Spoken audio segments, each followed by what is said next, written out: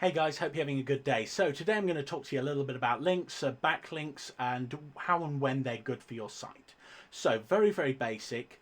We're all familiar with links. It's basically how we move around the internet. And if you notice in the bottom left hand corner, as I hover over these new, all of these different places on my website, you will see that there are tons and tons and tons of links. Now these are all internal links, and having a large amount of internal links from bits of your normal pages to bits of content on your website, or even content on your website to your pages and services, it's going to be very useful because this enhances user experience. If you don't have links in your pages, going to other places on your website, it's kind of like putting walls up or having a box where people can't easily get out and the only place they can escape is the header.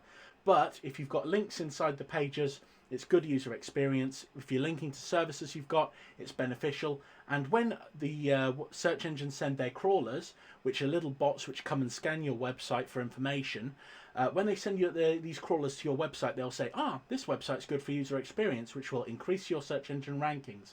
So it's good to have internal links. Very beneficial to your business.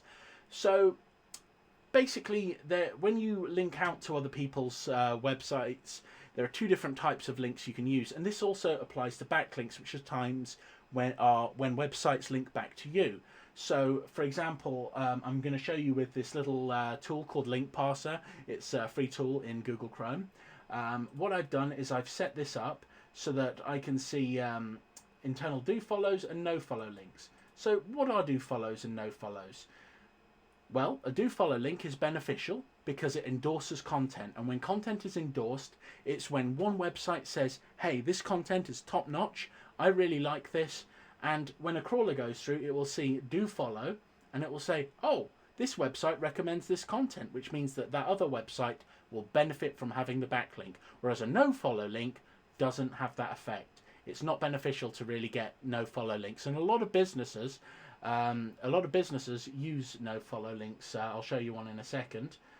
One some of us may be familiar with. Anyway, click here to show links. So I've got some do follow links here. This one goes out to my CV, which is on my main website, and I want to endorse myself and I want to increase my website's ranking. So having this backlink is going to be beneficial to my other business and to my personal website, because I want that site to climb as much as possible. So I get as many of these backlinks on as many websites as possible, because when you've got a lot of websites that are giving you positive do follow backlinks, you are benefiting. And if you've got friends who've got websites and you link back to them, you're helping them if you're using a do follow link. And that's generally the standard link which you will get when dealing with like WordPress and many other different platforms. I think Wix does it automatically as well. So the majority of the time you will be giving a do follow backlink. Now, when it comes down to it, no follow backlinks, like on this wretched website called Yell, these are not beneficial. They don't benefit a business in the slightest. So there's no benefit from having a backlink from Yell, despite the fact that Yell has got a really high authority, which is basically where they rank. They will rank really highly, and there's a good reason for this, and that is because they have a ton of websites which they have created linking back to them, or which have got review sections on which link back to them. It's one of the reasons their website is powerful, because without these backlinks, their website wouldn't have the power that it has, and it certainly wouldn't have the ability to con customers. I am, after all, making this channel because I hate Yell. But the fact of the matter is, I have a lot of backlinks which link into Sec News, which is this website, and I have a lot of backlinks which link into my other websites, such as chamwarus.com and Fantasoft and all of the other ones. And I try and link them all together because it's good to have as many do follow backlinks coming into my website as possible. It's really good. You can link in blogs. You can have other people link to you in blogs that they write about your company, with information about your content and your services. This sort of thing is really beneficial because it will help you rank for the things you want to rank for. So just a quick aside. Let's say you provide a service. Let's say you make a certain type of pizza and somebody wants to talk about that type of pizza, and then they link back to your website as an example of a company that makes this type of pizza. when very intelligent search engines are scanning that website, they'll say, oh, well, this content's about a specific type of pizza, and it's linking to a pizza business, which means that this pizza business may have something to do with this, with the content on the initial website.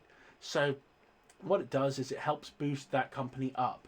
And what you want to do is you want to, if you've got friends, you want to be linking out to them using do follow links. You want them to link to you using do follow links. You won't have to change anything in the majority of cases to actually get do follow links to other people. But in general, it's good to have as many backlinks as possible. And now for a special tip. Now, Tumblr is a website I don't really like very much, but one thing I do like about it is that it does do follow links. Now, the thing is, because it all activates from a subdomain on Tumblr, you're not going to gain the full power of Tumblr's actual website, which is huge. It's over the 80s. So basically, having backlinks from Tumblr can be really, really beneficial. What you do get, though, is the domain authority from the subdomain. Now, if you're actually linking to your subdomain, I haven't really done it much with this subdomain on Tumblr, but if you're linking to your specific Tumblr from your website, you increase its domain authority, which means every backlink that you put on there, linking back to your services, linking back to your blogs, linking back to everything, you're benefiting your business. So whenever you've got a blog, whenever you've got a services post, you put that on Tumblr. And over time, if you put it on with these little hashtags and everything, occasionally people will see it and you'll get more people going on your content, more people going on your website. It will be beneficial to you and it will help you grow your business. And a lot of people don't really know that, so keep it under your hat. I'm not wearing a hat, but you know. Anyway, I've waffled for far too long. Hope this video has been helpful, and I know it's a bit of a boring one just looking at me talking at a computer screen, but you know, thanks for sticking with me and good luck in business.